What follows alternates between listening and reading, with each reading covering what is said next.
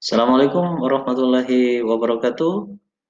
Kembali lagi kita berjumpa sobat-sobat Pintarpreneur melalui channel kita, yaitu channel Pintarpreneur.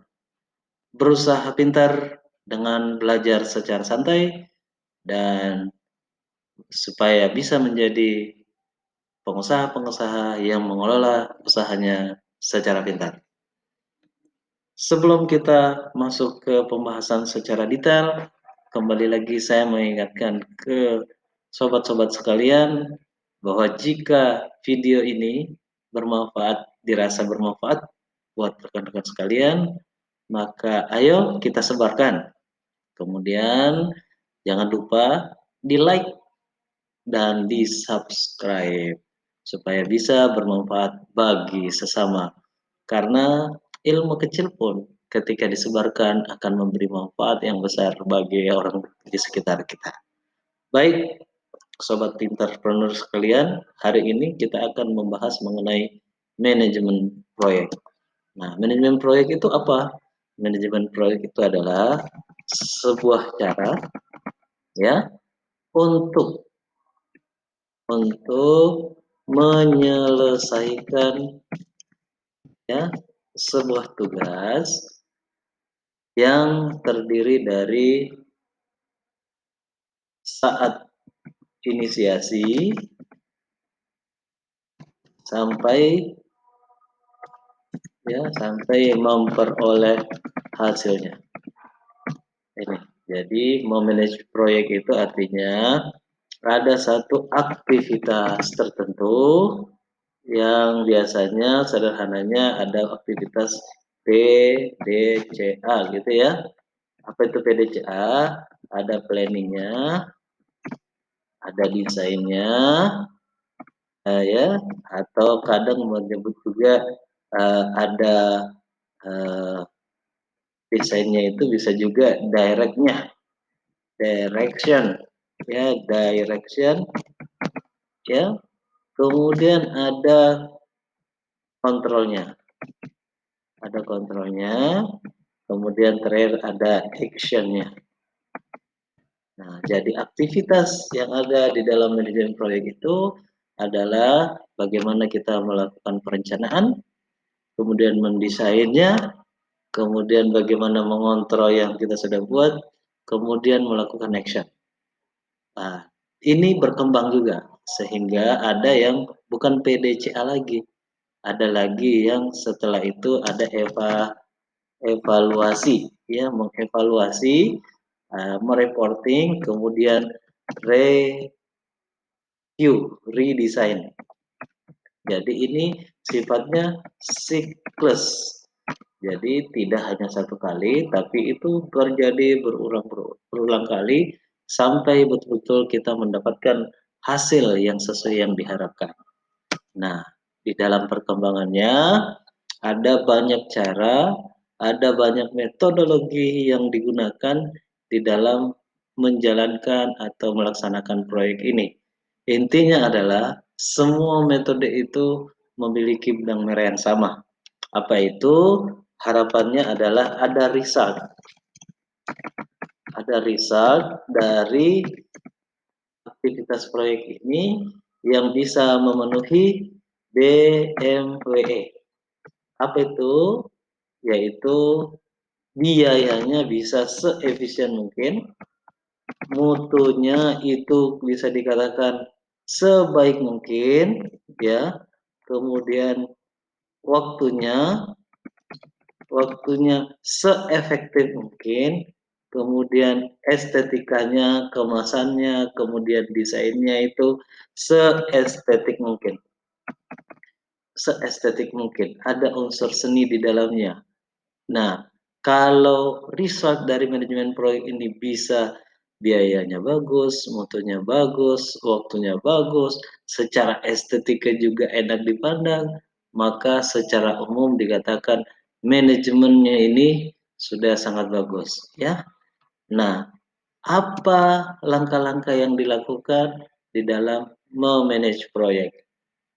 Belum sampai di sana, saya ingin memberikan sedikit mengenai sejarah perkembangan dan metode-metode yang digunakan di dalam manajemen proyek. Jadi ada metode, sejarah metode ya, sejarah metode manajemen proyek. Nah, sejarah metode manajemen proyek itu ada yang pertama zaman militer. Jadi pada tahun 1918 ketika pecah Perang Dunia Pertama, kemudian disusul dengan pecahnya Perang Dunia Kedua, itu kiblat, ya, kiblat manajemen. Kiblat manajemen itu mengacu semuanya ke militer, ya, di mana apa yang disiapkan oleh militer, baik itu dari sisi perencanaannya, kemudian bagaimana mengatur siasat, kemudian bagaimana mengalokasi timnya, kemudian bagaimana menjalankan fungsinya di lapangan masing-masing, bagaimana berkomunikasi sampai mencapai tujuannya, itu dianggap the best, yang paling bagus pada saat itu. Sehingga mereka merencanakan di awal sampai akhir dengan istilah water, ya, dengan istilah waterfall. Jadi perencanaan yang dilakukan itu betul-betul matang, ya. Setelah perencanaannya betul-betul matang, istilahnya kita sudah tahu segala medannya, apa yang akan kita lalui, lewat mana, denahnya seperti apa, baru mereka bergerak. Nah, langkah ini disebut dengan metode waterfall. Waterfall ini sangat populer pada zamannya dan bahkan sampai mendekati tahun 60-an, 70-an itu masih dianggap kiblatnya manajemen project. Nah, setelah itu kemudian muncul yang namanya industri revolusi industri, ya. Revolusi industri. Revolusi industri. Nah, di revolusi industri ini setelah semuanya berjalan dengan baik gitu ya, akhirnya dianggap wah, militer sudah mulai ketinggalan di dalam memanage proyeknya. Ada kecepatan-kecepatan, ada produksi yang sifatnya massal. Massal yang dilakukan oleh industri. Nah, industri. Nah, pada saat ini dianggap wah, industri lah ya yang the best pada saat itu. Cara manajemennya bagaimana supaya bisa memproduksi secara massal. Sehingga ini diadop oleh hampir semua manajemen proyek yang kemudian kita istilahkan dengan kalau di Jepang ada istilah uh, Kanban, ya, Kanban ya gitu ya. Jadi metode memanage proyek yang betul-betul mengefektifkan semua resources yang ada untuk bisa menghasilkan produk yang maksimum dengan jumlah yang maksimum pula, ya. Kemudian di barat itu diistilahkan dengan istilah lean, ya, sama, prinsipnya sama, yaitu bagaimana menjalankan bisnis secara bagus gitu ya, dengan mengoptimalkan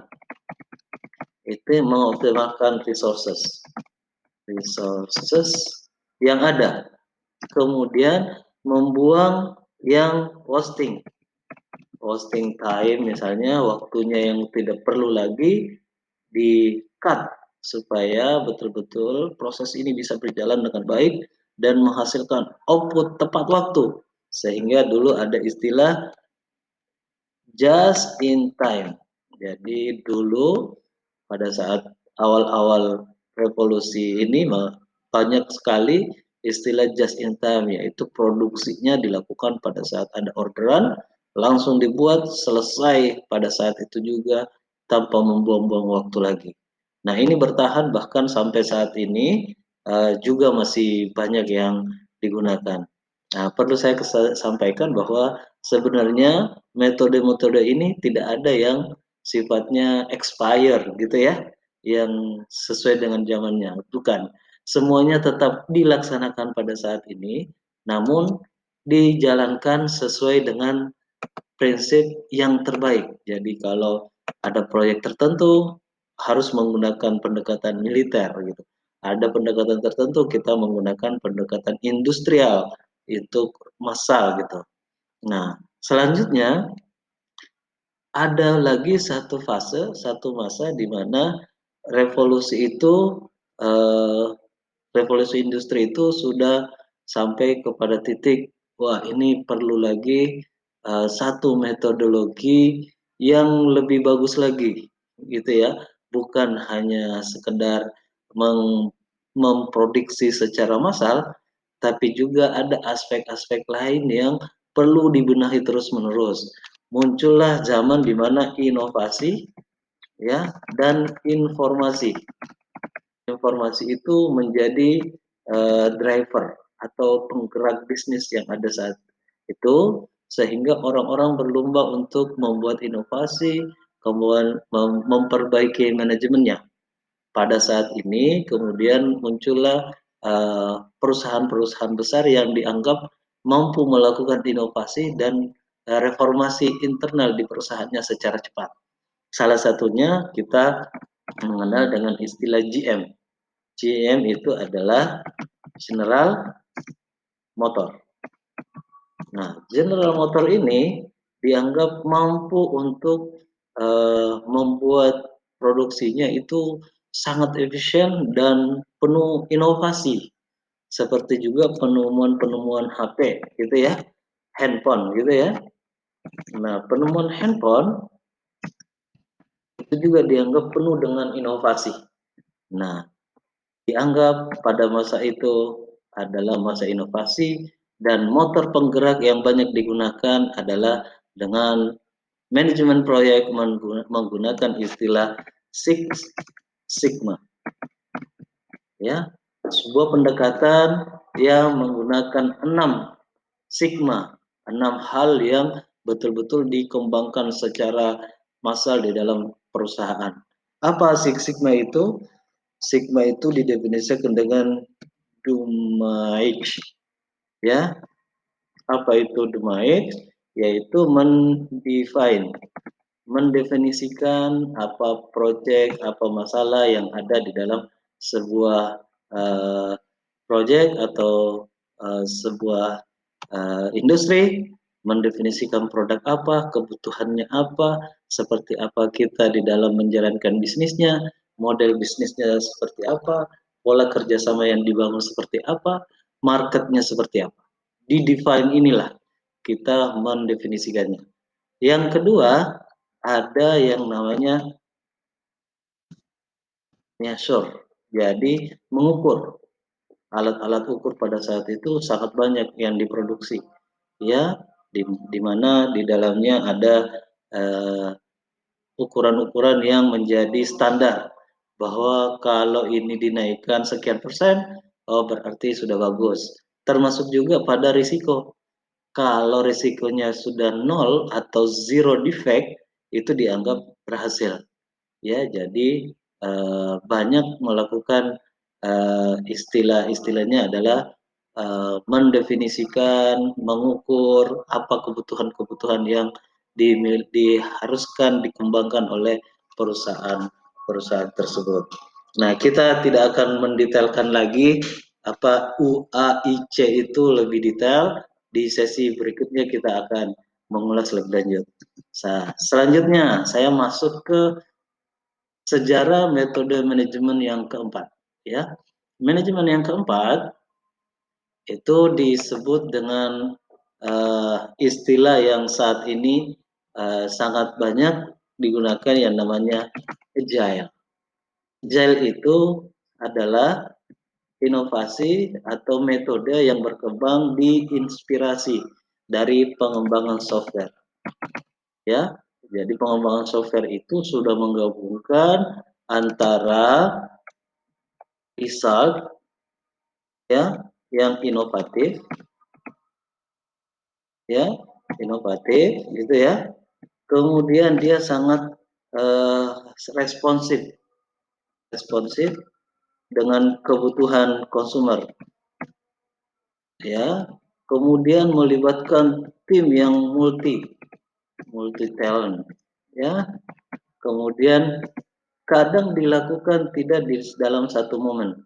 Jadi tidak bersifat serial tapi bersifat paralel di dalam pengerjaannya. Nah, satu kesatuan itu yang menggerakkan kenapa metode manajemen proyek ini sangat diminati, seperti yang terjadi di Apple, ya.